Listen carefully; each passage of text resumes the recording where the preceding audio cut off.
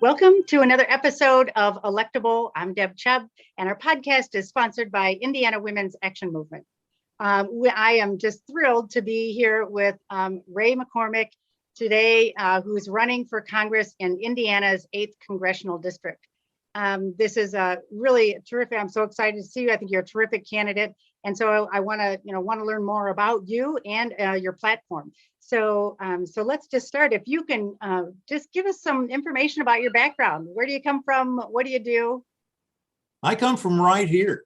I'm on a hill where my great grandfather lived. So 4 generations of McCormicks have lived here. This house that I live in, this is the office, but the house that I live in was built the year I was born.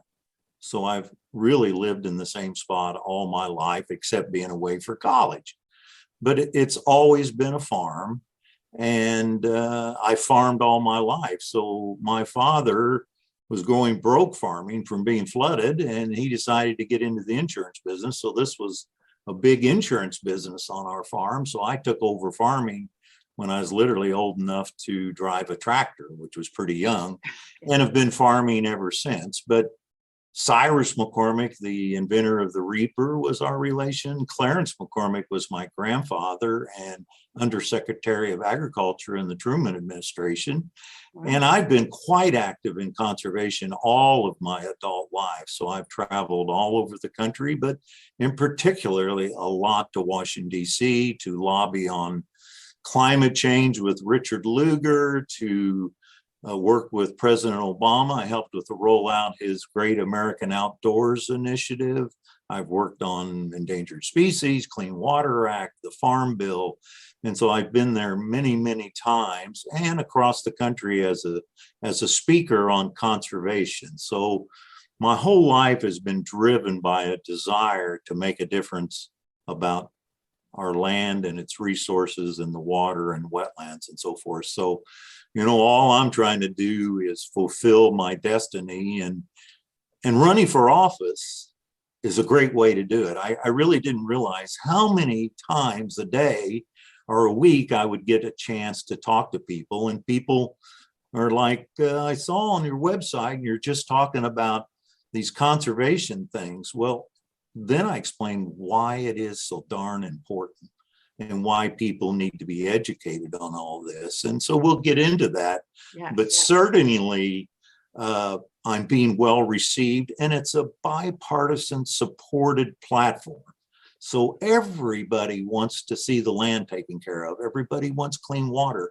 Everybody wants to see their children and grandchildren stay in the rural areas and not move away. So quality of life now ties tightly in with the issues that I'm running on. Excellent. So this is what, so as an occupation, this is what you do, you farm. Is that right? I farm 7 days a week, long hours every day, but it's what I love to do. So that is part of the story, is that I'm leaving what I love, not because I want power and I want to go to Washington, D.C. I want to save the planet.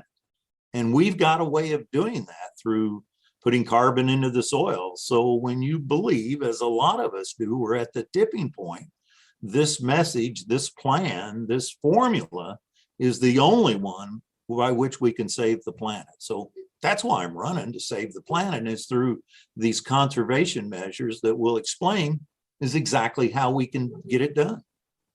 Yeah, this is such I just think it makes you an extraordinary farmer and an extraordinary candidate, because it has been really tough to work with farmers. I've worked with our local soil and water conservation district. I've done a lot of environmental work, and getting farmers on board with conservation techniques in farming has been really tough, and it's been really hard. It's been an interesting journey trying to find out what's holding this up. Why are farmers so hesitant to go no-till? Do some of the, there's the programs that the NRCS, Natural Resources Conservation Services, all kinds of funding that they provide to farmers for conservation farming techniques. But farmers really just don't take advantage of it. I mean, at least that I know of in Indiana. And sure So, enough, as I drive around the state, I see, dust storms. Like, does anyone remember how, the big dust bowl happened in Oklahoma? Because people are tilling their farmland and it's just flying up in the air. So, you're absolutely right. We're not getting there fast enough, but we're moving at a much more rapid pace than ever in the history of agriculture. The Farm Bill is the single biggest body of money being spent in the world on conservation. So all across the nation, we not only have fabulous USDA Farm Bill conservation programs, but we have the soil and water conservation districts, 4,000 of them across the country, that are helping put these on the land. The soil and water conservation districts are the link. So I was the president of the Indiana Soil and Water Conservation Districts and served at the national level. A young man from Lagodi that lived with me and worked on my farm is now the president of the National Association. But we'll go into that. But there's a bunch of fabulous programs, and it's sort of like filling in a quilt. So in southwestern Indiana, you would be excited because it's very common to go up and down the road everywhere I live, and there's cover crops and no-till everywhere. Other places, it's not as much socially accepted, so farmers aren't adapting as quickly.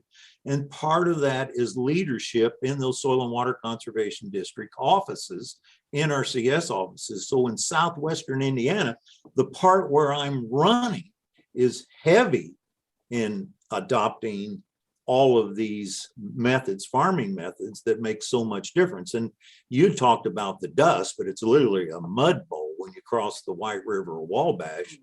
Our topsoil is headed to the Gulf of Mexico. And what future do we have of trying to go to the Gulf of Mexico and get our topsoil back and bring it back? None. So it makes way more sense to hang on to it. So we're all doing all we can, but Indiana factually is leading the nation in cover crops, which is one of the keys. One of the 4 keys is cover crops, continuous cover.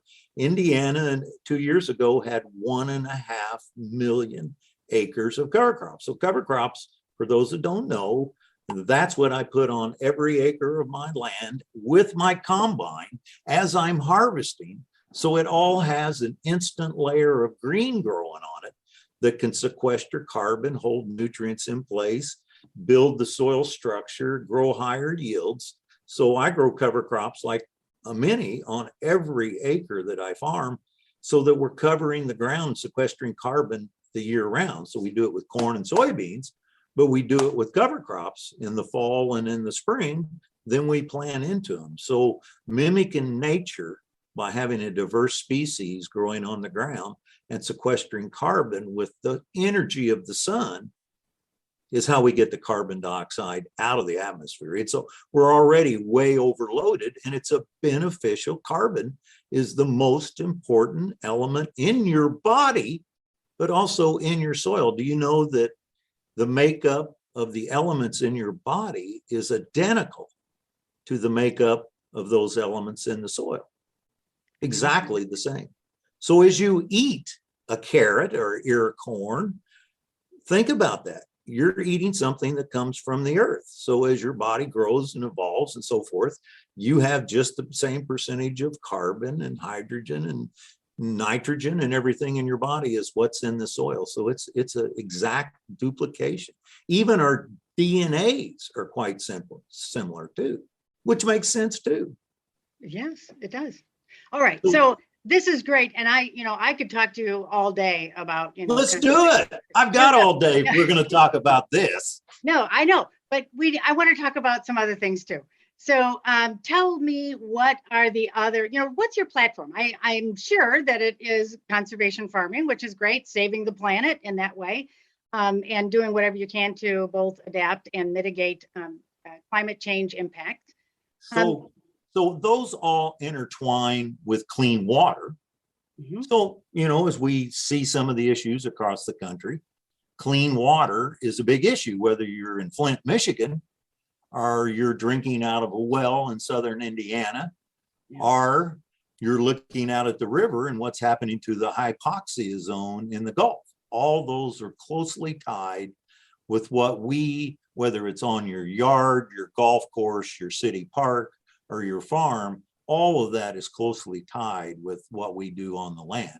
Clean air is on the way, and we'll talk about this, but cleaner air where I live is some of the dirtiest air in the United States. Southwestern Indiana right now has warnings today that it's unhealthy to breathe the air out there. So clean air is a part of that quality of life.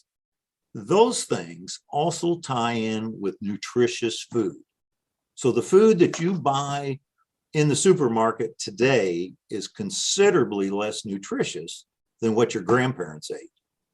So as we process and ship food and so forth, so as you build the soils, not only does food taste better because you have a healthier soil, but it's more nutritious. That orange or that carrot or that ear of corn or that tortilla shell. In my case, the bottle of alcohol that you drink comes off of a healthy soil. So, tying nutrition not only to healthy soils, but from farm to market. So we have a great farmers market in Vincennes and so forth. And then the WIC program, which gives underserved women with children nutritious food from a local farmer at a farmer's market. So those kind of programs. So we're talking nutrition now. So it's hard for me to get away from those things because they're so closely tied with the land, and those things matter to people. One of the exciting things that's happening in my area is we have a dozen coal-fired power plants, 5 on the borders of my county. All of them, at least 3 immediately, are closing down. Solar is going to surround every one of those power plants. So there's going to be solar farming, harvesting low-cost energy. Everybody's talking about the high cost of energy. This is extremely low-cost energy. Solar energy right now is half the cost of coal energy. And of course, there's no emissions. What I'm working on is these tens of thousands of acres of solar panels come in to these power plant areas.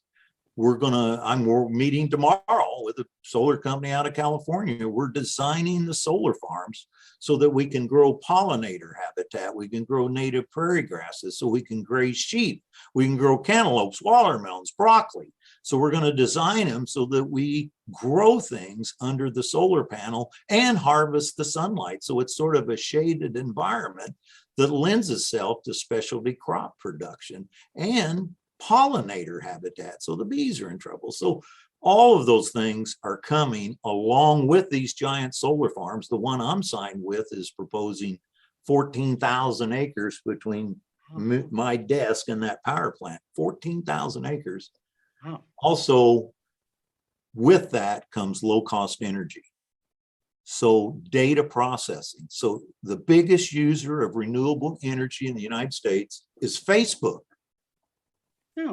By far, because of the data processing they do. So data processing is done in a big building full of computers that use up a massive amount of energy. Then it takes even more energy to cool that building to keep those computers. They will be locating at these hubs, at these power plants where solar is going to surround it, because they want to be renewable and they want low cost energy.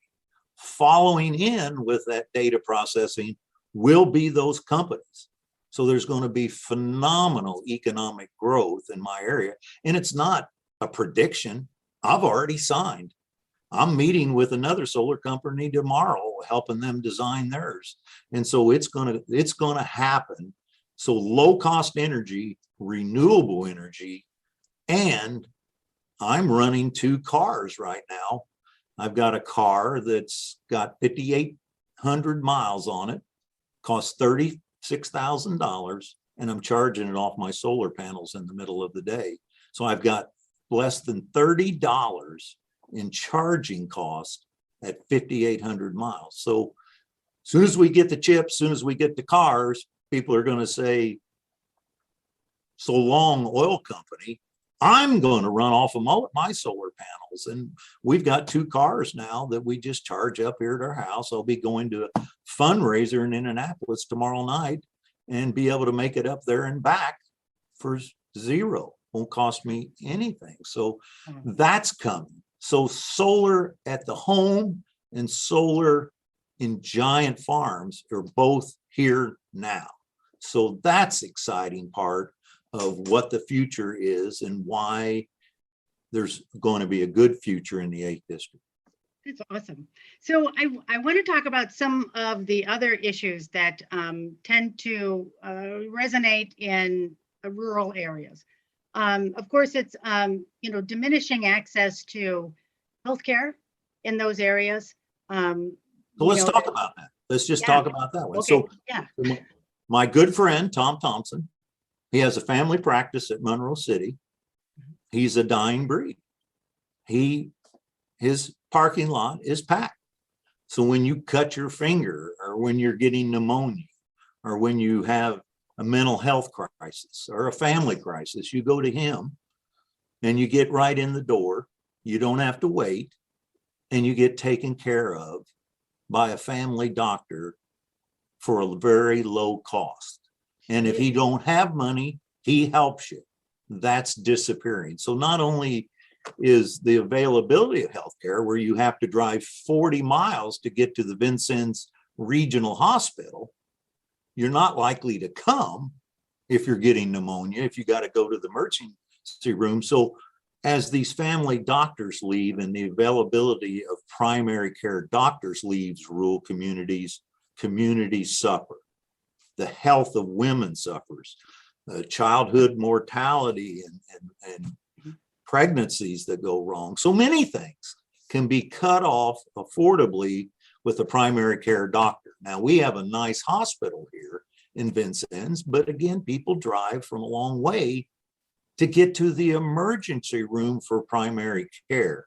Right. So availability and primary care doctors in rural Indiana or in rural America is a challenge. People want to not have to deal, and I hear this from doctors, all of the rules and regulations they have to follow. My wife's an optometrist, and she will be working late at night or on Sunday to get her charts and everything done. So that's a challenge for doctors. Well, why not just work for a hospital where you don't have to take care of all that? So that's forcing people out of running their own medical businesses out in the country.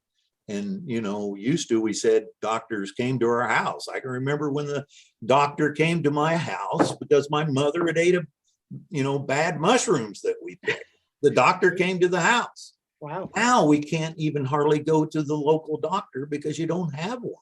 You go I'm going to take a stab at pointing a finger at the insurance companies.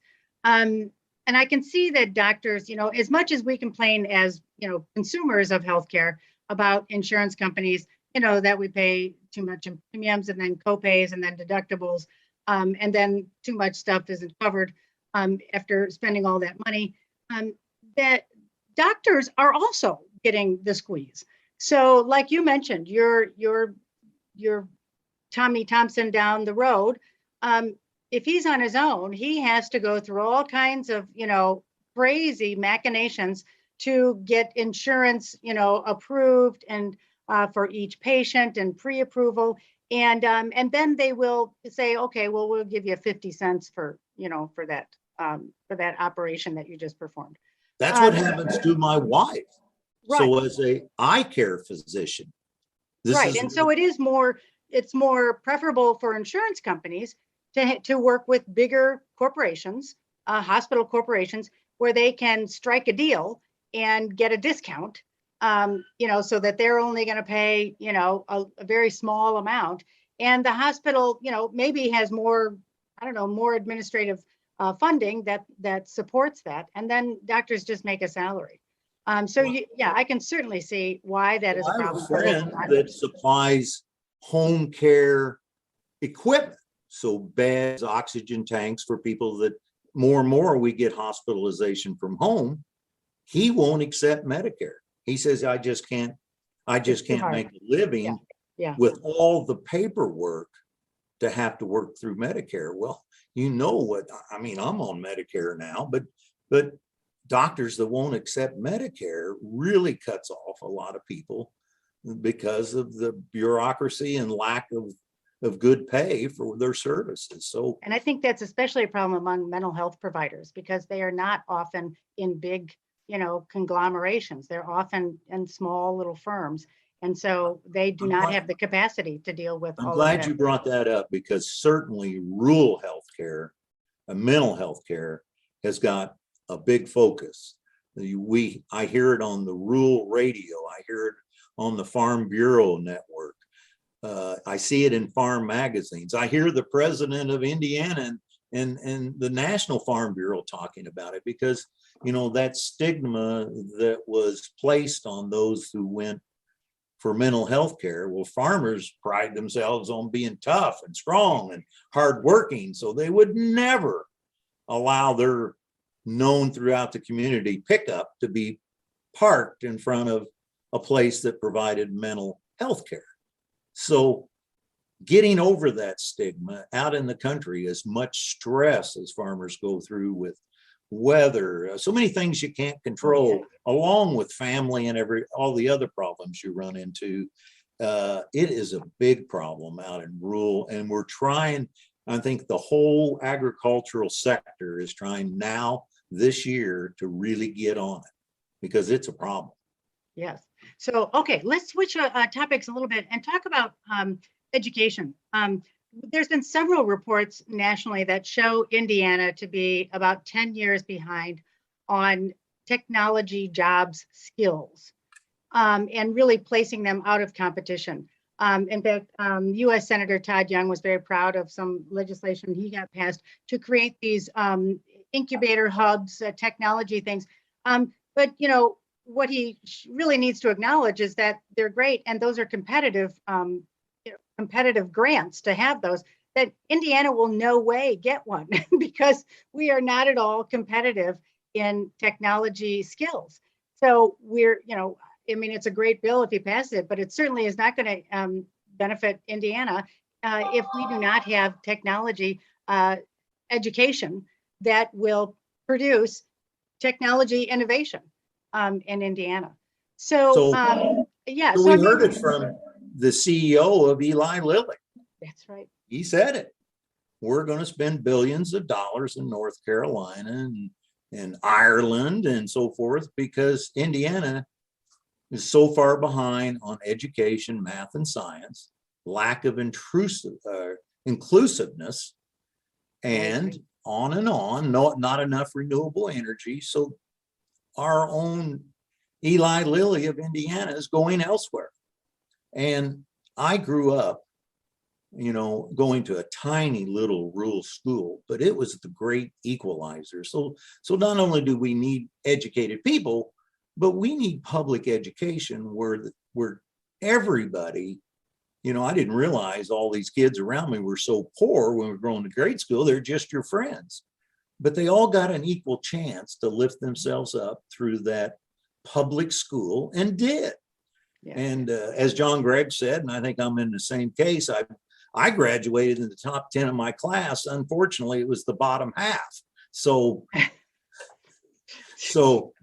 these little schools had great teachers, and there's sort of been an attack on education, and so in rural Indiana, it's a real problem, because how do we pay our teachers enough when we're dragging money off for charter schools, and when Carmel or Fishers can pay so much?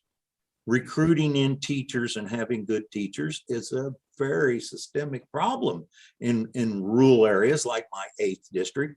And we have falling populations and so forth. And much of the school funding is based on how many kids do you have coming to school. And so rural schools are not only on being attacked, but also being underfunded. And that, in the long term, is going to put us in a deeper hole than we are already in Indiana in education. Right. And one of the other rural issues that I worry about is the diminishing access to higher education in rural areas. There really is such little access. I don't know Maybe you have an Ivy Tech in your community, or I'm not We sure. I mean, have we have, we go have a ahead. Vincennes University, which I Oh, went yeah, to, right, and it is right. a fine school.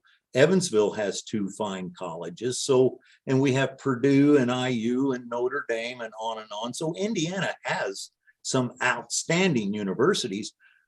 One of the things that may tie in with this in the future is for workforce development, a lot of young people do not have driver's license or automobiles. So how are Hmm. we going to go to a community college where you would normally, you would normally drive to school and come home in the evening and so forth, when so many young people now do not own automobiles. So that may be a Yeah. hurdle that I was unaware of before I started running for office. And if everybody tells me a story now, oh yeah, my grandson's going on 20, he's never drove and so forth. So in a rural community, it's not only commuting to college, but it's also being able to get to a job at Sunrise Coal or Far Best Turkey operation. Some of the better paying opportunities, they're not in your back door. You got to be able to get to work. So there are various things, but in our area, there's good chance for quality education. I got one at Vincennes University, and lots of my friends went 2 years to Vincennes University, then on to IU or Purdue or another 4-year school.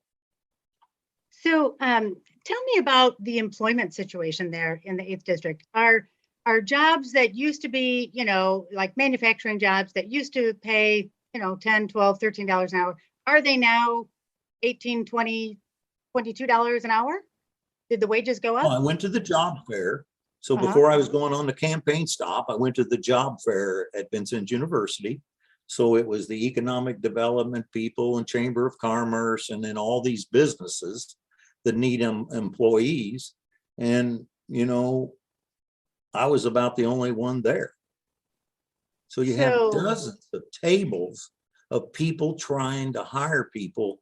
And so the same thing happened at Vincennes or at Evansville. The same thing happened at Princeton.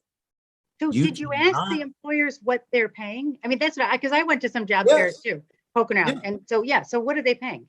All right, so Sunrise Coal starts you in the upper $30 an hour, and they need 350 jobs in my county. At that Start rate? at that rate. Shoosh. So, Wow. so when you talk to these employment agencies, COVID, a lot of people retire. A lot of families cannot afford the childcare or can't even find it. Right. So At any men price, and right? women aren't returning to the workforce because of childcare issues. And then, like I said, transportation has become an issue. So there are various factors, but I would say in rural Indiana, on the road, the number one issue that I hear about is a lack of workforce. That's And holding us back more than anything. My cousins who have a trucking business, a big one, 40% of the trucks sitting and not moving, and those are $60,000 to $80,000 a year jobs. 40% of the trucks, no drivers. When I talk to other businesses about what are some of the problems you're incurring, they say logistics, the ability to transport either things into their plant or their business or their grain elevator and out. So I've experienced the same thing as a farmer that's employing people. There is a big shortage of people that can or will come to work. And there's other factors in that. It's the flexibility of hours to be able to, and there's drug use problems. So is that employer able to help and work with people to get off of their drug problems and get back into the workforce and so forth? So there's mental health issues. And so there's a combination of things that are working out there. So people come and go and come and go. At my cousin's trucking business, the average employee is there less than 1 year. Can you imagine trying to run a business where your average employee, I hear it in the daycare system. So we're talking about childcare and daycares. The daycares are having a horrible problem. So she wanted to be a registered daycare center. So it takes her about a month to go through all the paperwork and background checks and get her trained, a new person trained. A lot of times they only make it a week or two, and then they say they don't want to do that and they move on. Lots Yeah, of well, I other, will say, I don't think those wages are really moving up, and that's a problem. I but think, normally people aren't saying it's wages. It's other things that, I mean, this is what I see is, huh. and even in at my place, I pay well, and it's hard to keep employees. Huh. So, and so I guess I was going to ask if you think some of that is due to people not having the correct skills, but Yes. yeah, Yes. okay. I think that is part of the issue too, particularly, jobs over $30 an hour. There's some skills I think people are just lacking. And But it of course, could be industries some have been social complaining about that skills. in Indiana for a long time. So some people, I had a friend that employed over 100 people. And he said when he interviewed him, he asked very few questions or no questions about their experience. It was all questions about their ability to work as a team player. Because if they couldn't work as a team player, they could always train them, but they were looking for good team players more than they were looking for people that had experience and knowledge in that business. So that's what he would look for. And I know my wife goes through a lot of employees and so forth. And if they're not a good team player where you need a team working together, then it's a problem. And in some jobs that have, like the big grain processing plant that I haul a lot to, there's a lot of communication going on all the time. So everybody's on a radio trying to keep this plant going. So it's very few people keeping a giant plant going. So communication skills are very important. So he cannot hire people that don't have good communication skills because that's how the plant runs. See, so if people have always interacted, maybe this is a bad example, always interacted texting and so forth, and have never been on person relationships in a work environment, that could be challenging. Well, I think, so I come from an education background. I worked with early childhood education programming for a long time, and I sit on the school board now. And I will tell you that that's what we call social emotional learning. Those are the skills that we teach in early childhood education. Nobody wants to appreciate that. But in fact, that's what you learn when you go to preschool. And, when I see crowds like that, and you can look around and say, oh, that kid did not go to preschool. That child did go to preschool. They know how to work with others. They know how to, resolve conflicts, peacefully. They know how to work collaboratively. They know how to, have empathy for other people and express their acknowledgement of, people's feelings. And that's really, those are the skills, that I think are very important. And so, when I spent, many years in early childhood education and was always advocating for social emotional learning in elementary schools. But when I was really begging for money for early childhood, I used to say that it was because this is the only time that children will learn those very important social skills that will serve them well in employment, in their families, and their communities. And so then, of course, when I saw social emotional learning coming to elementary schools, I was really very excited. But then, of course, there's your big smack in the face, like, oh no, gosh, can't have that. Republicans do not like it because we'll be, talking about empathy and about, caring for other people. We never tell that story. So I appreciate you hearing that story. But when I went to school, there was no kindergarten. But we all talk about these folks have not put up hay. So many of the skills you're talking about, working together, stacking it up, getting the bales right, hooking up the wagons. And so you develop that, or picking, everybody around here pick peaches and watermelons and put up hay.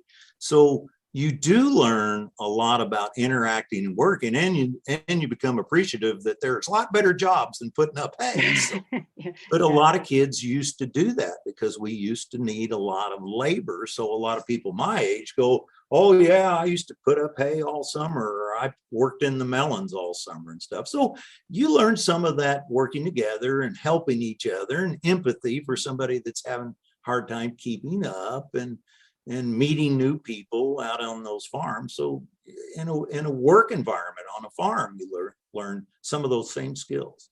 Yeah. Well, let's hope that we are, able to teach that in public schools where it belongs, where most kids are getting their education, not so much on the farm anymore. But okay, so tell us about your campaign. How is it going? What kind of things are you doing? What kind of help do you need? Tell me how much fun you're having on your campaign. People don't believe it, but it has been fun. So when you're going out and meeting with people and talking about things that are of interest to you and you want to help people, and people honestly look at you and they have a look of hope in their eyes that you're going to help them, or that there's a good future. Or when you talk to young people about climate change, their eyes light up, or that you're, as a farmer, you're welcoming the pride. You go to pride events and so forth. So all of that gives them hope. So that part of it is almost a weight on you, because then you feel even stronger. You have to win and come through for them. And so meeting people and being around them, and I like to engage in everything. So whatever they're doing, I went crawling in an area this high in a cave to get back into the caves of the Lost River, where they were proposing the Mid-States Highway. So I wanted to say, I was in those caves. You shouldn't build a highway over the top of them. Or if I'm kayaking with a group that picks up trash out of the Ohio River, so I like to engage with people and interact with people, just flat tie in and get in there with them, or do it on a rock climb that the kids are doing. I said, I think I can do that, so all of that is fun, and meeting people and organizing and finding people of common interest, especially those that care so much about the land and the environment and the climate and those things. That's so, you go to Earth Day events and you see kids lined up at a table coloring things at Earth Day. Man, that's touching now. And you see people engaged with bringing their children to, a demonstration or a parade or something. Those are inspiring things. So it's those young families with their children at a strawberry festival and everything. The not so fun stuff is that you got to raise money, and to be able to compete against my opponent who gets a lot of money, has a lot of money. I've got to raise money. But it seems like, as I once heard, if you believe in what you're running on, then you shouldn't feel bad about asking people to help you do that. So I kind of take that attitude, and quite frankly, I spend so much money on a farm of outrageous bills that asking people for what would be a small part on a combine doesn't seem like that'd be a big of ask, So, you break the wind out of the door of the tractor, and it's the maximum amount that a person can give you for a campaign. So to me, it doesn't seem like that big a deal, for them to give. And so the challenge is going to be get in front of people. So everybody knows it's a heavy Trump area. It's turned Republican. So I have to get in front of those people. And when they see me and talk to me and everything, you know what they say? I'm going to vote for you. Okay. So it's a matter of finding enough ways to get in front of people without spending millions of dollars. And it's unfortunate that that's how most people do it, but I'm going to try to do it by outworking everybody and out traveling. And since I've got an electric car, it doesn't cost me anything. That's right. And I love music. So when I'm going or coming, I can listen to music and be inspired when I get there. And so, I think I've got a winning combination, and a lot of other people believe too. So excellent. We'll see. I want to ask you about two of the biggest, most difficult issues for Democrats in this election. Of course, well, actually, there's more than that. I mean, the one that's most difficult for Democrats is inflation. So as usual, Republicans have done, a great disinformation campaign, claiming, of course, somehow Biden is responsible for inflation. So I'm sure you get this question a lot. And so how do you talk to people about that? So I am unfortunate enough to have went through it in the 70s and 80s. And so, and other people say this, a lady said the other day, when we bought our first home, it was at 18% interest. Well, 18% interest about sunk me, because when we bought our biggest farm, land prices or interest rates went to 18% interest, and the grain prices didn't follow. So I'm going to borrow some money tomorrow for another piece of ground. That's my only vice. I'm admitting to it. I love to buy little pieces of ground here and there. It's going to be like 5.25% interest. Well, that's not horrible. That's not going to stop me. I understand people that are buying fuel that are on limited budgets and so forth, fuel prices, but fuel is a world market. Our supply is big coming out of this country, as big as it was in 2014, and fuel price of gasoline was under $2 then, but it's a world supply. So oil is a commodity that is traded all around the world. And if we are not getting it from Russia, then that's a big cut into the oil supply. Food prices are up, but it's supply and demand as there's less crops, because Biden isn't responsible for the drought in the Middle Plains that's cutting off our wheat supply. He didn't cause the drought. If anything, Democrats are working to try to cut off some of the impacts of climate change. So a lot of things are out of our hands. He didn't cause COVID. COVID caused a lot of the oil refineries to close down for maintenance and so forth. So they're not able to get up and running. And a lot of like the questionable fuel supplies, like the tar sands, people lost their shirts on that. Well, they're not going to start that back up, because people are going to shift to less carbon-based energy. And so why spend billions of dollars building a new refinery when they just went through a long period of losing money, because people are shifting away from using carbon-based fuel? So we're going to do that. But a lot of things have come together right now that are impacting everyday families, and probably those that are struggling the most from COVID and the impacts of that and so forth, and have to use that automobile. Those are the people that's been impacted the most. I don't have any sympathy for the guys in their big diesel trucks that are letting them run while they're in the stop and go buying lottery tickets. Now, come on now. It isn't that bad, or you'd shut your daggone truck out off and roll down the windows. So, I don't want to hear it from those guys, or people that go zooming by me in their big SUV and there's one person in there and I've got a half the cost electric car. I put a smile on my face, but you make some personal choices of which vehicles you buy, what you run your air conditioner temperature at, whether you've invested in solar panels or trips to Europe. That's not for everybody, but we all make personal choices that are impacted by energy. And energy has always been one of the biggest issues in the United States. We are very intensive in energy use. And this has been discussed since back before cap and trade. I worked with Richard Lugar on cap and trade and spent hours with him and his was more progressive than the cap and trade bill. But, Jimmy Carter talked about weaning off of foreign oil, and Ronald Reagan did, and we got to get off of foreign oil, but, we're still not using all that foreign oil, but we are heavily dependent on energy. So energy conservation, I'm a conservationist. So I've always been real cognizant, or think a lot about conserving energy, and there's no lobby for that. Who's the big powerful lobby that's lobbying for use less energy? So I am, because I'm an environmentalist, a conservationist, and I think about those decisions.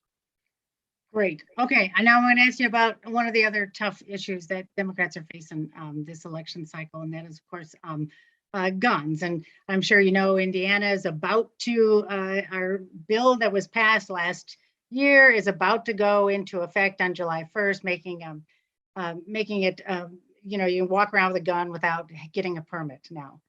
So of course, police will not know who's supposed to have a gun and who is supposed to have a gun. So, and of course, there's so many loopholes. People say, oh, well, they get a background check when you buy it. Well, so many people don't, they don't buy guns from a regular gun shop. They buy it at a gun show where there's no background checks, or they just, get it from a friend. They buy, personal transfer that also doesn't require a background check. So when I started running for office, those sheriff's races were in every county. So I got to hear a lot of and meet with a lot of people running for sheriff. That's usually the highest profile race in each county. So I got to hear a lot about this. And the first thing I learned is one of the reasons that law enforcement came out so strongly against taking away the registration of guns in Indiana is because imagine me or you or a law enforcement officer stopping a car at night. Well, when they look at the license plate, they know that's John Doe. John Doe went through the process of being fingerprinted, background checked. He went through everything legal to carry a gun. So he's a good guy. I don't have to worry that this guy's going to whip out a gun and shoot me. Now they just flat don't know, because good guys and bad guys both can have a gun, and he can't tell by running the license plate and seeing who's in the car in front of him. So that is one of the reasons.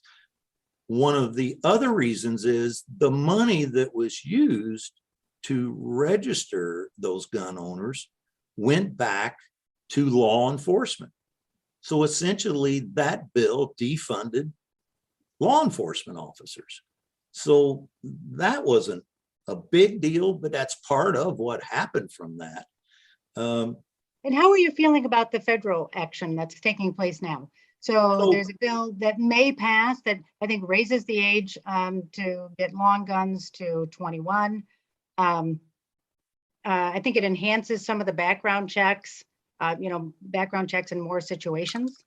And I thought there was one more piece to that was staying in. What are you thinking? Are you familiar with what's around Congress now? I have my campaign manager. I'm saying, look at what they've actually are going to put in front of Mitch Daniels before I comment, because it's not done yet. Mitch McConnell said, if it stays within the framework, he's going to support it.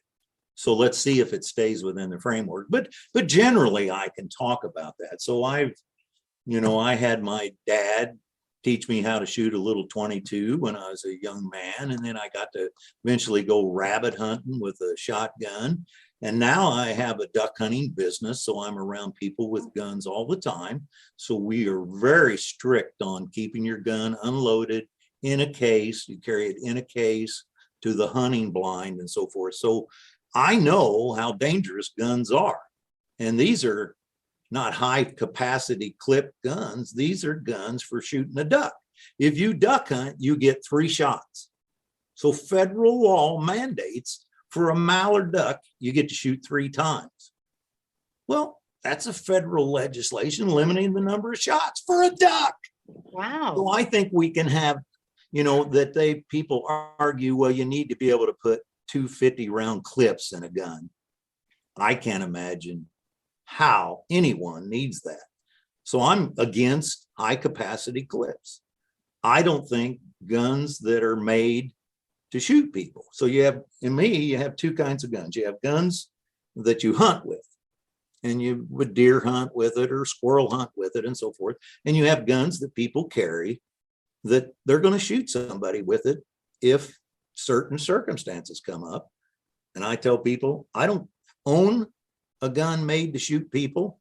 I'm not going to shoot a person, and I'm not afraid. So I myself don't have any guns that are a handgun or a rifle or anything made to shoot other people. I don't like being around people that have a gun made to shoot people, because I'm looking at that person saying, you are going to decide who lives or die I'm standing in the same restaurant with you, or I'm standing in the same gymnasium with you. My life depends on your mental, your training, your ability to discern who's a good guy and bad guy. So I'm uncomfortable because I know what a gun can do. I've killed enough deer. One shot will easily kill a deer. One shot will easily kill a human. So I don't like being around guns that are made to shoot people. I just am uncomfortable with it, and I don't carry it. So if you want to, I think you need to be an adult to do that. So I think you need to be 21, period, not just on an AK-47. If you're going to buy a squirrel hunting gun, then 18, or if your grandpa wants to give you one. If you're going to carry around a high capacity military style weapon, you need to be a mature adult, and you need to be trained and checked, background checked. So you listen to a person in the service, they don't hand you one. They store them away. They train you to shoot them, and they go through a lot of training before they're allowed to shoot them on their own without supervision. I think that that's a good idea. You need to know what a proper backstop is. So when you're practicing with it, you don't accidentally shoot the neighbor, and the gun doesn't get away from you. And you understand the seriousness of shooting a gun. And so that may be tougher than what this law is, but I'm telling you, I own a lot of guns. My grandpa's squirrel gun and my dad's rabbit gun, and you can't get the safe hardly stuff, but they're kept in a safe. And I only use one or two, and that's usually to chase a duck or a deer with my dog. So, I'm just telling you that I'm going to fall on the side of the kids in the school, not on the person's right that ended up running into the school. Is we got to protect the innocent. We got to protect those who don't deserve to be mowed down. And if 45,000 people a year are losing their lives from guns in this country, it's a darn serious problem. There's not a simple, easy answer. We need to take multiple steps and be careful how we do all of these, so there's the pendulum doesn't swing too far and then we get pushback. But right now the pendulum is all one way. Right. And if I had an A+ rating from the NRA, I would be embarrassed. Yeah, you certainly cannot get that kind of rating and care about kids. Thank you. All right. Okay. So we're running out of time. So tell us how people can get in touch with you. How can they reach out to your campaign? Where can people find you? All right. So Ray McCormick for Congress.com gets you to a website, and you can look on Facebook at Ray McCormick for Congress. And, everybody says it's social media and everything. And I don't, if you go out to public events, I'm glad to visit with you. Even the lady at Merrim that says I'm on the Russian side. So I'm glad to meet with everyone. And part of being a congressman is you're not afraid of the people in the 8th district. You don't need a police escort. You need to feel confident and go up and shake people's hands. And if they say, what are you going to do about gas? Or what are you going to do about guns? Or, people need to express to somebody what their problems are or what they're concerned about, and be able to look them in an eye and say, this is a guy that grew up in our area, in our country, with dirt under his fingernails from our area. And they believe that you will help them. And I want to help them. And that's why I'm running at this late age, is I finally have a son old enough to take over the farm. So I've wanted to do more as much as I can forever, and always volunteered all my time. But now I'm putting everything I got into being a congressman that cares a lot about the land and the people of the 8th district. That's wonderful. All right. Well, we'll end on that really wonderful note. So thank you again, Ray McCormick, for being here and joining me. And good luck to you. I'll be traveling around. I'm doing work, helping Democratic women run for state legislative seats. So I'll be traveling around, and I really hope that I get to run into you down there in the 8th. All right. Thanks right. for having Absolutely. me. Bye.